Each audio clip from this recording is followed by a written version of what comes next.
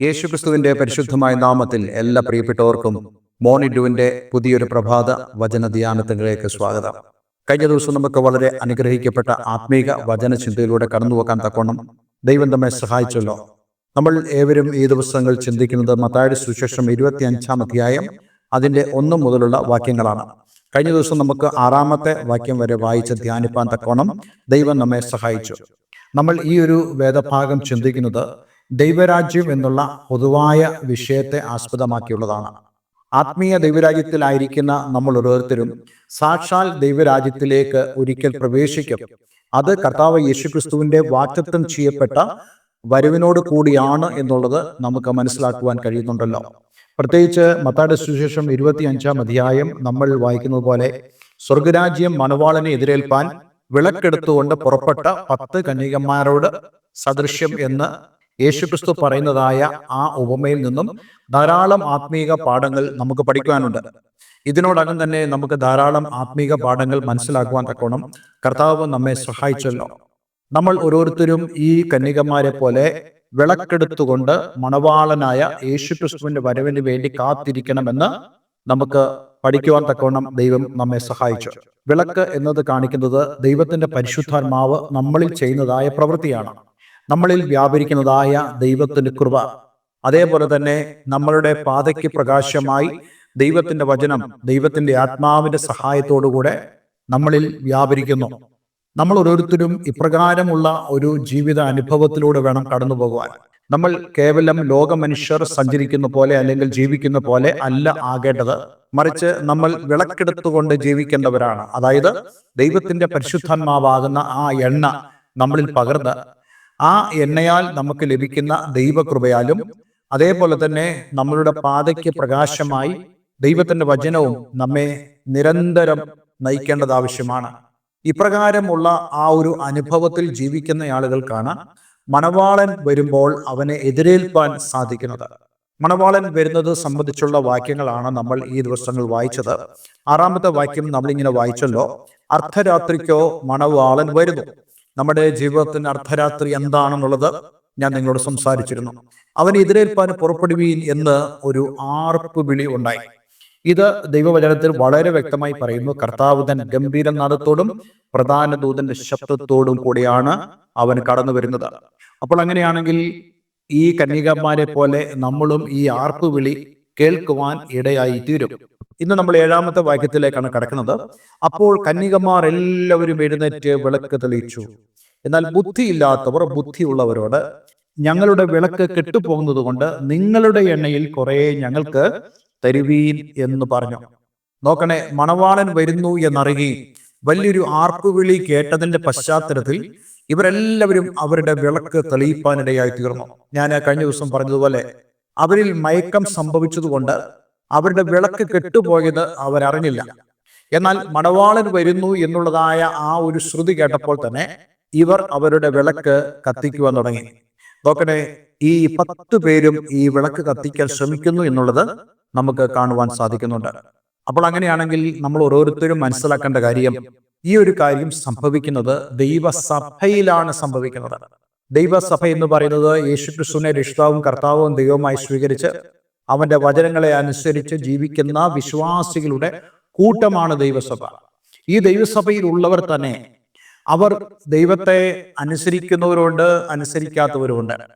പലപ്പോഴും അനേക വചന ഉപദേശങ്ങൾ നമുക്ക് ദൈവദാസന്മാരിലൂടെ കേൾക്കാൻ കഴിയുന്നുവെങ്കിലും പലരും അവരെ തന്നെ വഞ്ചിച്ചുകൊണ്ട് അതനുസരിക്കാതിരിക്കുന്നതായ ജീവിത ശൈലി ഉള്ളവരായിട്ടുണ്ട്.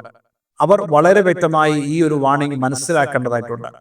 നോക്കുക, ഈ ആളുകളെല്ലാം തന്നെ അവരുടെ വിളക്ക് കത്തിക്കാൻ ശ്രമിച്ചു.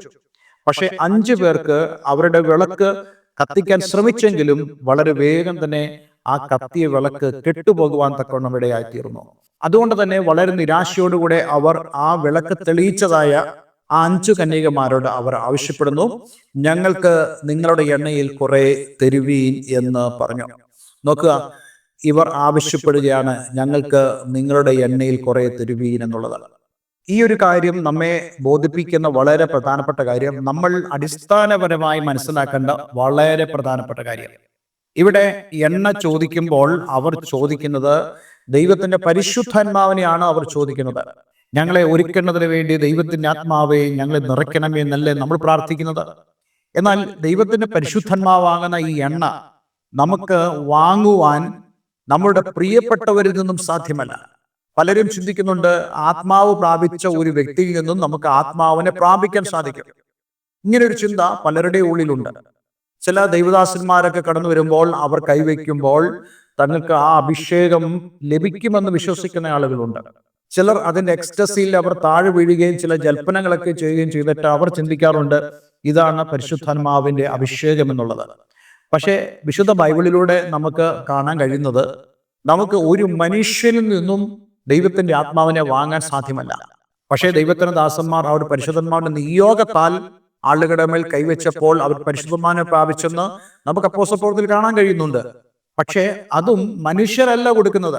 ദൈവത്തിന്റെ ആത്മാവിന്റെ നിയോഗം പ്രാപിച്ചു ദൈവദാസന്മാർ ആളുകളുടെ മേൽ കൈവയ്ക്കുമ്പോഴാണ് അപ്രകാരമുള്ള പരിശുദ്ധാത്മാവിന്റെ ആ വ്യാപാരം അല്ലെങ്കിൽ പകർച്ച നമ്മൾ അനുഭവിക്കുന്നത്. പക്ഷെ അത് എപ്പോഴും സംഭവിക്കണമെന്നില്ല.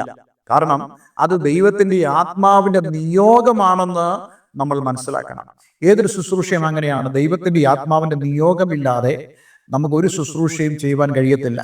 ഇനിയും അല്ലാതെ ആളുകൾ അങ്ങനെ എന്നോണം ചെയ്യുന്ന ആളുകളുണ്ട്. അവർ വളരെ വിദഗ്ധമായ ആളുകളെ പറ്റിക്കുന്നതായ അനുഭവങ്ങൾ നമുക്ക് ധാരാളമായി കാണുവാൻ കഴിയുന്നുണ്ട്. നമ്മൾ ഓരോരുത്തരും മനസ്സിലാക്കേണ്ടത്, ഇങ്ങനെയുള്ള കാര്യങ്ങളെ നമ്മൾ വിവേചിക്കണം. ഈ ശുശ്രൂഷ ചെയ്യുന്ന ആളുകളെ നമ്മൾ വിവേചിക്കണം. അവർ ശരിയായിട്ടും ദൈവത്തിന്റെ പരിശുദ്ധാത്മാവിനാൽ നിറയപ്പെട്ടവനാണോ എന്നുള്ളത്. ദൈവസഭകൾ എപ്പോഴും കരുതിയിരിക്കേണ്ട ഒരു കാര്യമാണ്, നമ്മളുടെ ഇടയിൽ കടന്നു വന്ന് ശുശ്രൂഷിക്കുന്നവരായ ആളുകളെ അവർ വാസ്തവമായിട്ടും ആത്മീയ ഫലങ്ങളാൽ നിറഞ്ഞവരാണോ? അവരിൽ നിന്ന് നമ്മൾ മറ്റ് ഫലങ്ങൾ കാണുന്നുണ്ടെങ്കിൽ ഒരിക്കലും അവരുടെ ആ വിശേഷിക്കപ്പെടുന്നതായ ആത്മനിയോഗങ്ങളെ നമ്മൾ വിശ്വസിക്കാൻ പാടില്ല എന്നുള്ള ഒരു ശക്തമേറിയ വാണിംഗ് നമുക്ക് ദൈവത്തിന്റെ വചനം തരുന്നുണ്ട്.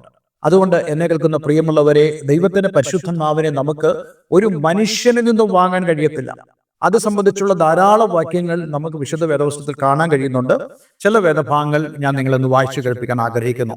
യെശയ്യാപ്രവചനം 55-ാം അധ്യായം അതിന്റെ 1 മുതൽ 3 വരെയുള്ള വേദഭാഗങ്ങൾ. അല്ലയോ ദാഹിക്കുന്ന ഏവരും ദ്രവ്യമില്ലാത്തവരുമായുള്ളവരെ, വെള്ളത്തിന് വരുവീൻ, വന്ന് വാങ്ങി തിന്നുവീൻ.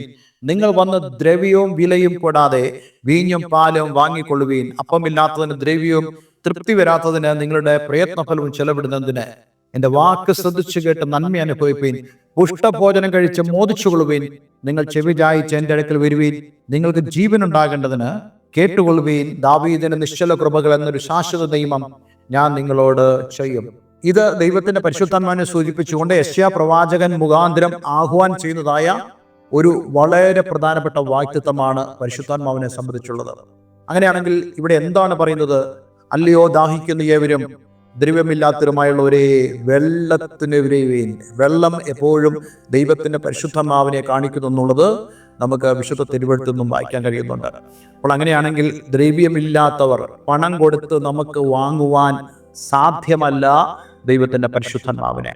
നമ്മുടെ വാഴ്ത്തപ്പെട്ടവനായ കർത്താവ് യേശു ക്രിസ്തു ലൂക്കോസ് സുവിശേഷം 11-ാം അധ്യായം 13-ാം വാക്യത്തിൽ യേശു പ്രകാരം പറയുന്നുണ്ട്, അങ്ങനെ ദോഷികളായ നിങ്ങൾ നിങ്ങളുടെ മക്കൾക്ക് നല്ല ദാനങ്ങളെ കൊടുപ്പാൻ അറിയുന്നുവെങ്കിൽ സ്വർഗസ്ഥനായ പിതാവ് തന്നോട് യാചിക്കുന്നവർക്ക് പരിശുദ്ധാത്മാവിനെ എത്ര അധികമായി കൊടുക്കും. നോക്കണേ, പരിശുദ്ധാത്മാവിനെ കൊടുക്കുന്നത് ആരാണ് എന്നുള്ളത്. സ്വർഗസ്ഥനായ പിതാവാണ് പരിശുദ്ധാത്മാവിനെ കൊടുക്കുന്നത്. അത് എങ്ങനെ കൊടുക്കുന്നു? തന്നോട് യാചിക്കുന്നവർക്ക്. ആരാണോ ഹൃദയത്തിൽ വാഞ്ചയുള്ളവര്, അതേ നമ്മൾ യെശയ്യാ പ്രവചന പുസ്തകത്തിൽ വായിച്ച പോലെ ദാഹിക്കുന്നവരായ ആളുകൾക്ക്. ആരാണോ ദാഹിക്കുന്നത്, ആർക്കാണോ ആവശ്യം, അവർ പിതാവായ ദൈവത്തോട് ചോദിച്ചാൽ, പുത്രനായ യേശുവിന്റെ നാമത്തിൽ പിതാവായ ദൈവത്തോട് ചോദിച്ചാൽ തീർച്ചയായിട്ടും പരിശുദ്ധാത്മാവിന്റെ ആ ദാനം അവർക്ക് ലഭിക്കാനിടയായിത്തീരും. പരിശുദ്ധാത്മാവ് വന്നു കഴിയുമ്പോൾ എന്താണ് സംഭവിക്കുന്നത്? നമ്മൾ കർത്താവ് യേശുക്രിസ്തു പറഞ്ഞ അതേ ഒരു കാര്യം തന്നെ ഇവിടെ ഉദ്ധരിക്കാം. അവൻ കടന്നു വരുമ്പോൾ അവൻ നിങ്ങളെ സത്യത്തിലും നീതിയിലും വഴി നടത്തും. ദൈവത്തിന്റെ ന്യായവിധിയെക്കുറിച്ച് അവൻ നിങ്ങളെ ഓർമ്മിപ്പിക്കും. പാപത്തെക്കുറിച്ച് നിങ്ങളെ ബോധം വരുത്തും. ഇങ്ങനെ ധാരാളം കാര്യങ്ങൾ പരിശുദ്ധമാവിനെ കുറിച്ച് യേശുക്രിസ്തു പറഞ്ഞിട്ടുണ്ട്. എന്ന് മാത്രമല്ല, പരിശുദ്ധമാവ് നമ്മളുടെ കാര്യസ്ഥനാണെന്നും പറഞ്ഞിട്ടുണ്ട്. അപ്പോൾ നമ്മുടെ ജീവിതത്തിൽ നമുക്ക് വളരെ ആവശ്യമായിട്ടുള്ള ഒരു കാര്യമാണ് പരിശുദ്ധാത്മാവ്. അത് ഒരു മനുഷ്യന്റെ കയ്യിൽ നിന്നും നമുക്ക് വാങ്ങുവാൻ കഴിയത്തില്ല. ഈ 5 കന്യന്മാർ പരിശ്രമിച്ചത് അല്ലെങ്കിൽ അവർ ചിന്തിച്ചത് ഞങ്ങൾക്ക് ഇത് മറ്റുള്ളവരിൽ നിന്നും വാങ്ങുവാൻ സാധിക്കും എന്നുള്ളതാണ്. നോക്കണേ, ഇപ്പോൾ വാങ്ങാനുള്ള സമയമല്ല, ഇനി വാങ്ങാനുള്ള സമയമില്ല എന്നുള്ളത് ഇവിടെ വളരെ പ്രഖ്യാപനത്തോടുകൂടെ പറയുകയാണ്. കാരണം മണവാളൻ അടുക്കൽ വാതിൽക്കൽ തന്നെ ആയിരിക്കുന്നു എന്നുള്ളതായ സത്യം നമ്മൾ വളരെയധികം മനസ്സിലാക്കേണ്ട ഒരു കാര്യമാണ്. യേശുക്രിസ്തു അടുക്കൽ വാതിൽക്കൽ തന്നെ ആയിരിക്കുന്നു. ഇനി നമുക്ക് മനുഷ്യരിൽ നിന്നും പ്രതീക്ഷിച്ചുകൊണ്ടിരിക്കാൻ സാധ്യമല്ല. അതേ, ദൈവത്തിൽ നിന്നും ഈ ഒരു കൃപ, ഈ ഒരു പരിശുദ്ധാത്മാവിന്റെ കൃപ, പരിശുദ്ധാത്മാവിന്റെ ആ ഒരു വരം, പരിശുദ്ധാത്മാവിന്റെ പകർച്ച നമ്മൾ അനുഭവിച്ചറിഞ്ഞ് പരിശുദ്ധാത്മാവ് നമ്മളിൽ പ്രവർത്തിക്കുന്നത്, അതേ പരിശുദ്ധാത്മാവ് കേവലം നമ്മളിൽ കടന്നു വരിക മാത്രമല്ല, ആ പരിശുദ്ധാത്മാവിന്റെ നയിക്കപ്പെടലിലൂടെ നമ്മൾ കടന്നു പോകേണ്ടതായിട്ടുണ്ട്. അതേ പരിശുദ്ധാത്മാവ് നമുക്ക് അവന്റെ വചനം ഒരു ദീപമായി നമ്മുടെ പാതകളിൽ പ്രകാശമായി തുറന്നുകൊണ്ട് നമുക്ക് മുന്നോട്ട് പോകുവാനും അതേപോലെ തന്നെ ആ ദൈവകൃപ നമുക്ക് അനുഭവിക്കുവാനും, ഇന്നലെ നമ്മൾ ചിന്തിച്ചതുപോലെ കറ, ചുളുക്കം, വാട്ടം, മാലിന്യമില്ലാത്തതായ ആ മണവാട്ടിയെ ഒരുക്കി നിർത്തുന്ന പരിശുദ്ധാത്മാവിന്റെ പ്രവൃത്തി നമ്മുടെ ജീവിതത്തിലും നമുക്ക് അനുഭവിപ്പാൻ ദൈവം നമ്മെ ഇടയാക്കട്ടെ. അതുകൊണ്ട് ഈ ബുദ്ധിയില്ലാത്തവരെ പോലെ നമ്മളുടെ വിളക്ക് കെട്ടുപോകുന്നു എന്ന് കാണുമ്പോൾ ബുദ്ധിയുള്ളവരായ ആളുകളോട് നിങ്ങളുടെ എണ്ണ കുറച്ച് ഞങ്ങൾക്ക് തരുവീരെന്ന് ചോദിക്കുന്ന പോലെ മറ്റേ ആളുകളോട് ചോദിച്ചു വാങ്ങാൻ വേണ്ടി ഇരിക്കുന്നതായ ആളുകൾ എന്നെ കേൾക്കുന്നുണ്ടെങ്കിൽ ഞാൻ നിങ്ങളോട് പറയട്ടെ, ഇന്നാകുന്നു സുപ്രസാദകാലം, ഇതാകുന്നു രക്ഷാ ദിവസം. അതെ, ഇന്ന് തന്നെ കർത്താവ് യേശുക്രിസ്തുവിന്റെ അടുക്കിലേക്ക് കടന്നു വന്ന് അവന്റെ സന്നിധിയിൽ നിന്ന് നമുക്ക് ആ പരിശുദ്ധാത്മാവിനെ വാങ്ങുവാൻ, പരിശുദ്ധാത്മാവിനെ നമുക്ക് സ്വീകരിപ്പാൻ സാധിക്കുമെന്നുള്ളതിൽ യാതൊരു സംശയമില്ല. അതിനുവേണ്ടിയുള്ള ഒരു ഒരുക്കം നമ്മുടെ ജീവിതത്തിൽ ഉണ്ടാകട്ടെ. ഒരു നിമിഷം നമുക്ക് പ്രാർത്ഥിക്കാം. സ്വർഗീയ പിതാവേ, എന്ന് ഞങ്ങളെ കേൾപ്പിച്ച വളരെ മനോഹരമായ സന്ദേശത്തിനായി സ്തോത്രം. ദൈവത്തിന്റെ പരിശുദ്ധാത്മാവ് ഞങ്ങളുടെ ജീവിതത്തിൽ എത്രത്തോളം പ്രധാനമാണെന്നുള്ളതും, ദൈവത്തിന്റെ പരിശുദ്ധാത്മാവിനെ ഞങ്ങൾക്ക് മനുഷ്യരിൽ നിന്നും വാങ്ങാൻ കഴിയത്തില്ല, അത് ഞങ്ങൾക്ക് ദൈവത്തിൽ നിന്നും മാത്രമേ വാങ്ങാൻ കഴിയത്തുള്ളൂ എന്നുള്ള ആ വിലപ്പെട്ട പാഠം ഗ്രഹിപ്പാൻ തക്കവണ്ണം ഞങ്ങളെ സഹായിച്ചനായി സ്തോത്രം. ഈ വചനം കേൾക്കുന്ന ഏവരെ ഞാൻ യേശുവിന്റെ നാമത്തിൽ അനുഗ്രഹിക്കുന്നു. പ്രാർത്ഥന കേട്ടതിനായി നന്ദി. യേശു ക്രിസ്തുവിൻ നാമത്തിൽ തന്നെ.